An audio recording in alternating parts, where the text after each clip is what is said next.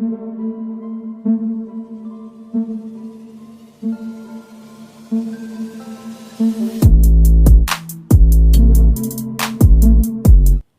दोस्तों, scary story official में आप सबका स्वागत है। आज की कहानी की तरफ बढ़ने से पहले चैनल को सब्सक्राइब कर लीजिए और अगर कहानी अच्छी लगती है तो प्लीज़ लाइक एंड कमेंट करना मत भूलिएगा। दोस्तों, आज की कहानी बहुत ही ज़्यादा डरावनी है। आई होप आप सबको पसंद आएगी। अगर पसंद आती है तो कमेंट बॉक्स में ज़रूर बताइएगा कि कहानी कैसी लगी। तो कहानी की तरफ बढ़ते हैं। कहानी है राजवीर की। राजवीर और उसकी माँ गांव में रहते हैं और उनके पिताजी बचपन में ही गुजर गए थे। उसके बाद से उनकी माँ ने ही पाल पोस कर बड़ा किया। राजवीर पढ़ाई में बहुत अच्छा था, इसलिए उसने कई जगह अप्लाई कर रखा था और दिल्ली में उसकी जॉब लग जाती है। तो वो अपनी माँ से कहता है कि माँ, आप भी मेरे साथ ही रहना, गांव में अकेले कैसे रहोगी। लेकिन माँ का जाने का बिल्कुल मन नहीं था। लेकिन राजवीर जिद करता है और राजवीर पहले वहाँ जा कर के ज्वाइन करता है। उसके बाद किराए पर एक कमरा लेता है। उसमें अपनी माँ को रखने के लिए माँ को लेने जाता है और माँ आने के लिए तैयार हो जाती है, क्योंकि वो भी सोचती थी कि राजवीर अकेले कैसे खाना खाएगा, क्या बनाएगा, क्योंकि वो तो ऑफिस चला जाएगा। तो यही सोच करके राजवीर की माँ राजवीर के साथ चल देती है। वो दिल्ली पहुंचती हैं और उसी कमरे में रहने लगती हैं, साफ़ सफाई करती हैं और अच्छे से सारा सामान अपना सेट कर लेती हैं। पर राजवीर की माँ को कमर दर्द की बहुत बड़ी प्रॉब्लम थी, जिस वजह से उन्हें उठने बैठने में बहुत दिक्कत होती थी। राजवीर ने एक दिन डॉक्टर को दिखाया भी था, तो उन्होंने कमर में बेल्ट लगाने के लिए बोला था। तो राजवीर ने सोचा कि माँ को इतनी दिक्कत होती है तो उनके लिए एक कुर्सी लेकर आते हैं। अब मार्केट में गया तो मार्केट में तो बहुत महंगी थी। उसने सोचा अब क्या करें, तो उसने एक दिन दुकान में चाय पीते पीते दुकान वाले से बात की कि भाई यहाँ पर पुराना सामान कहीं मिल जाएगा क्या, क्योंकि मेरी माँ के लिए मुझे एक कुर्सी चाहिए आराम वाली। तो वो बताता है कि यहाँ से थोड़ी दूरी पर एक दुकान है, उस दुकान में जाके पूछ लो, हो सकता है वहाँ पर मिल जाए। तो ये जाता है तुरंत दुकान और उस दुकान में जाकर देखता है तो एक आराम कुर्सी थी जो कोने में रखी हुई थी। शायद उसे किसी ने बहुत दिनों से देखा तक नहीं था, क्योंकि धूल जम रखी थी उसमें। तो ये दुकान वाले से बात करता है। तो दुकान वाला कहता है कि तुम्हें ये कुर्सी चाहिए। तो राजवीर कहता है हाँ, मुझे यही कुर्सी चाहिए और आप बताइए कितने पैसे हुए। तो उसने कहा अरे ये कुर्सी तो हमारे पास सालों से पड़ी है और कोई लेता भी नहीं है। राजवीर कहता है कि नहीं, मैं ले लूँगा, आप पैसे बताइए। तो पैसे उन्होंने ज़्यादा नहीं बताए, वो कुर्सी के दाम दे देता है और उसके बाद वो कुर्सी ले करके घर आता है। कुर्सी देखकर माँ बहुत खुश होती है, कहती है बेटा ये कुर्सी तो बहुत अच्छी लग रही है। तो राजवीर बोलता है कि माँ हाँ, ये कुर्सी मैं आपके लिए लेकर आया हूँ। अब आप इसमें आराम से बैठ कर के टीवी देख सकती हैं और दोपहर में या रात में कभी भी इसमें सो भी सकती हैं, क्योंकि ये आराम कुर्सी है। माँ बहुत खुश होती है और उसे खाना देती है। रात हो गई थी, दोनों खाना खाते हैं और खाना खाकर सो जाती हैं।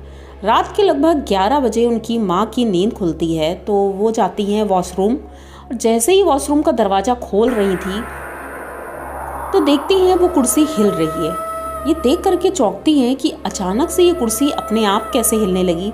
फिर सोचती हैं हो सकता है चूहे होंगे, किसी ने धक्का मार दिया होगा, क्योंकि झूलने वाली कुर्सी है। लेकिन चूहे ऐसे कैसे धक्का मार सकते हैं कि कुर्सी झूलने लगेगी पूरी। अब ये थोड़ी देर खड़ी रहती हैं, तभी वो कुर्सी ज़ोर ज़ोर से झूलने लगती है। तो ये तुरंत वॉशरूम के अंदर जाती हैं, उसके बाद मुंह धुलकर बाहर आती है। फिर देखती हैं तो कुर्सी नॉर्मल है और ये अपने रूम में चली जाती हैं। अब सो जाती हैं। सुबह होती है, राजवीर ऑफिस चला जाता है। ये पूरे दिन का काम करके थक गई थी, तो कुर्सी में बैठ जाती हैं। दोपहर का वक्त था, लगभग 12-1 बज रहा था।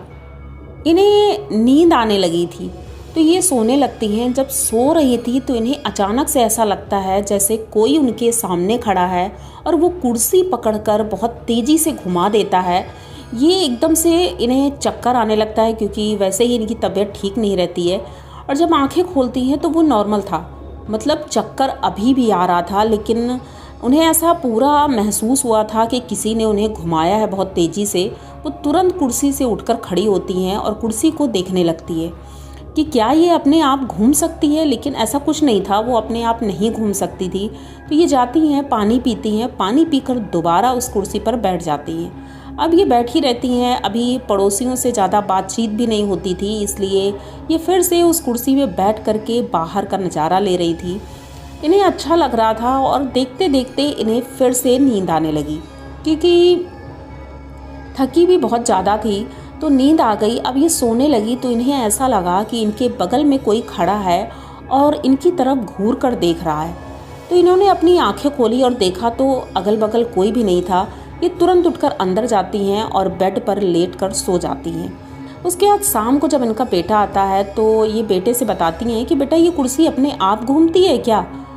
तो वो वैसे ही ऑफिस से बहुत परेशान था, तो उसने ज़्यादा माइंड नहीं किया। उसने कहा, माँ पता नहीं, मैंने देखा नहीं है, हो सकता है कि हो भी। तो अब ये दोनों खाना वाना खा करके राजवीर अपने ऑफिस का कुछ काम करने लगता है रूम में बैठे बैठे, और बाहर जो रूम था जिसमें टीवी लगी थी, ये उस कुर्सी में बैठ करके टीवी देख रही थी, क्योंकि उन्होंने सोचा राजवीर अगर देर तक काम करेगा तो उसके लिए चाय बना दूंगी या कॉफ़ी बना दूंगी, यही सोच करके वो टीवी देखती रहती हैं। रात का लगभग 11:30 बज चुका था। कॉलोनी में एकदम सन्नाटा था, कोई भी नहीं था, और ये टीवी देख रही थी। टीवी की वॉल्यूम अचानक से तेज़ हो जाती है, तो राजवीर आवाज़ देता है कि माँ, टीवी की वॉल्यूम कम कर दो। तो ये टीवी की वॉल्यूम कम करती हैं, और जैसे ही वो मुड़ी थी, उन्होंने देखा कि टीवी के दूसरी साइड एक औरत है जो खड़ी है, उनको खड़े होकर घूर रही है, और ये सोचती हैं कि शायद रात हो रही है, मुझे नींद आ रही है, इस वजह से ऐसा लग रहा होगा।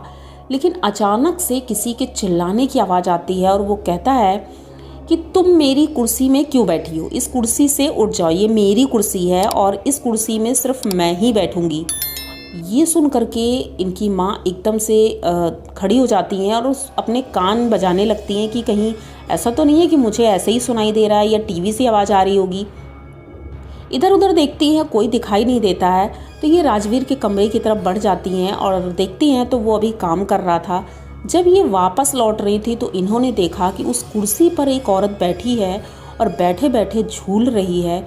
उसे देख करके ये एकदम से चीखने लगती है। राजवीर दौड़ कर आता है, पूछता है क्या हुआ माँ? तो उनकी माँ उंगली से इशारा करके बताती हैं कि देखो उस कुर्सी पर कोई बैठा है। राजवीर देखता है तो उसे कोई भी नहीं दिख रहा था, लेकिन उनकी माँ को अभी भी वो औरत दिख रही थी, और वो औरत राजवीर की माँ को घूर घूर कर देख रही थी। अब उनकी माँ बहुत ज़्यादा डर गई थी, इस वजह से राजवीर उन्हें बेड पर बैठाता है और पानी देता है। उनकी निगाह सिर्फ उस कुर्सी के ऊपर ही लगी हुई थी। इन्होंने कहा कि बेटा ऐसा है, ये कुर्सी कल तुम वापस कराना, मुझे नहीं चाहिए कुर्सी, पता नहीं क्यों जब से आई है तो थोड़ा अजीब लग रहा है। तो वो कहता है ठीक है माँ, वैसे तो कुर्सी ठीक थी, लेकिन अब आप कह रही हो तो मैं इसे वापस कर दूंगा। दूसरे दिन सुबह होती है और राजवीर वो कुर्सी ले करके उस दुकान में दे आता है। अब दुकान वाला कहता है क्या हुआ भैया, कुर्सी क्यों वापस कर दी? तो वो कहता है कि नहीं, मेरी माँ को पसंद नहीं है, हम दूसरी कुर्सी ले लेंगे। उसके बाद ये ऑफिस चला जाता है। उसकी माँ घर का काम कर रही थी। थोड़ी देर बाद कोई दरवाज़ा नॉक करता है, और जब ये दरवाज़ा खोलती है तो देखती है कि वो कुर्सी ठीक सामने रखी हुई है। अब ये देख करके इतना ज़्यादा डर जाती है कि आखिर ये कुर्सी कौन लेकर आया। इधर उधर देखती है तो वहाँ पर दूर दूर तक कोई भी नहीं दिखाई दे रहा था, क्योंकि इनका घर कोने पर था एकदम, जहाँ पर इनका कमरा था, और वहाँ से रास्ता बंद था, तो इतनी जल्दी कोई भागकर भी नहीं जा सकता है। अब ये सोच रही थी कि मैं क्या करूं, इस कुर्सी को अंदर रखूं या बाहर रखूं। तो इन्होंने दरवाज़ा बंद कर दिया और सोचा कि अब मैं ये वैसे भी फ्री की चीज़ क्यों रखूं अपने पास। ये दरवाज़ा बंद करके अपने काम में लग जाती हैं। अचानक से कोई दरवाज़ा बहुत तेज़ी से पीट रहा था। अब ये गुस्सा हो जाती हैं, आखिर दरवाज़ा कौन पीट रहा है। अब ये दरवाज़ा जब खोलती है तो देखती है कि वो कुर्सी वहाँ रखी हुई है और आसपास कोई भी नहीं है। अब ये सोचती है चलो ठीक है, कुर्सी अंदर कर लेते हैं, कोई बात नहीं। कुर्सी अंदर रख लेती हैं और बालकनी में जाकर फिर से उसी कुर्सी पर बैठ जाती हैं। शाम का वक्त हो रहा था और लोग आ जा रहे थे, तो इन्होंने चाय बनाई और चाय पीते पीते उसी कुर्सी पर बैठी रही। पर पता नहीं अचानक क्या हुआ कि वो कुर्सी बहुत तेज़ी से घूमने लगती है और ये घूमते घूमते इनको चक्कर आते हैं और बहुत ज़्यादा इनको चोटें आ जाती हैं। ये कुर्सी से नीचे गिरती हैं, तभी एक औरत दिखाई पड़ती है और वो कहती है कि तुमने बहुत बड़ी गलती कर दी थी ये कुर्सी ले करके, अब मैं तुम्हारा पीछा कभी नहीं छोड़ूंगी। वो उसका गला पकड़ के एकदम से दबाने लगती है। अब वो चीख रही थी उनकी माँ, लेकिन कोई भी बचाने वाला नहीं था। अब ये चीखते चीखते इधर उधर भाग रही थी, वो उसका गला छोड़ ही नहीं रही थी। वो उसी कुर्सी में बैठालती है उसको और कहती है जिस तरह मेरी मौत हुई थी इस कुर्सी में बैठकर, उसी तरह अब तुम्हारी भी मौत होगी। अब इनकी माँ तो कुछ बोल नहीं पा रही थी क्योंकि उसने गला पकड़ रखा था और थोड़ी ही देर बाद इनकी माँ की भी मौत हो जाती है। ये बहुत ही ज़्यादा डरावना था। थोड़ी देर बाद जब राजवीर घर आता है और नॉक करता है दरवाज़ा, तो देखता है कि दरवाज़ा ऐसे ही लगा है, खुला हुआ है। अंदर जाता है तो देखता है कुर्सी में उनकी माँ मरी हुई पड़ी हैं। तो उन्हें चेक करता है तो कुछ समझ भी नहीं पा रहा था कि आखिर ऐसे कैसे हो गया। ये अचानक से, मतलब कोई तबीयत भी इतनी ज़्यादा नहीं ख़राब थी। हॉस्पिटल लेकर जाते हैं तो डॉक्टर बता देते हैं कि इनकी मौत हो चुकी है। अब ये बहुत परेशान रहता है। एक दिन सो रहा था, ये अचानक से वो कुर्सी हिल रही थी और कोई गुनगुना रहा था। इसकी नींद खुलती है तो उठकर देखता है जाकर कि एक औरत उस कुर्सी पर बैठी है और वो गुनगुना रही है और इसको घूर घूर कर देख रही है। अब ये समझ जाता है कि माँ कह रही थी कि ये कुर्सी ठीक नहीं है और इसे बाहर कर दो। मैं तो बाहर छोड़ कर आया था, अचानक से ये कुर्सी घर कैसे आ गई। अब उस वक्त इसे लगा कि शायद वो दुकान वाला दे गया होगा या जो भी है। इसने दुकान तुरंत फ़ोन किया और उनसे पूछा कि भाई ये कुर्सी आप क्यों मतलब यहाँ मेरे घर छोड़ कर गए थे। तो उसने कहा कि नहीं, मैंने नहीं भिजवाई है, लेकिन हाँ मेरी कुर्सी गायब है ये तो मुझे पता था, लेकिन ये नहीं पता था कि वो आपके घर में है। अब राजवीर सोचता है ऐसे अचानक से मतलब कैसे आ गई ये कुर्सी और अब मैं अकेले यहाँ क्या करूँगा। यही सोच करके अब सोचता है कि कुर्सी अगर वापस भी करूँगा तो वो दोबारा आ जाएगी या कुछ भी होगा।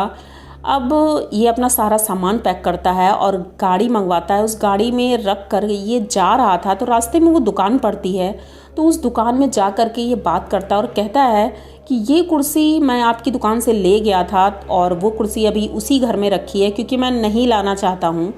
तो आखिर ऐसा क्या है उस कुर्सी में। तो वहाँ पर वो लोग तो कुछ नहीं बता रहे थे, लेकिन उनके घर का जो एक नौकर था वो बाहरी कुछ काम कर रहा था, झाड़ू लगा रहा था या कुछ भी काम कर रहा था, वो देख रहा था बहुत गौर से। थोड़ी देर बाद वो दुकान के आगे से होते हुए आगे जा रहा था कूड़ा फेंकने के लिए, तो वो राजवीर जी को बुलाता है और उनसे बताता है कि भैया ये कुर्सी भूतिया कुर्सी है और ये नॉर्मल कुर्सी नहीं है। इस घर की जो मालकिन थी ये कुर्सी उनकी है, इसीलिए मालिक ये कुर्सी को देते नहीं थे।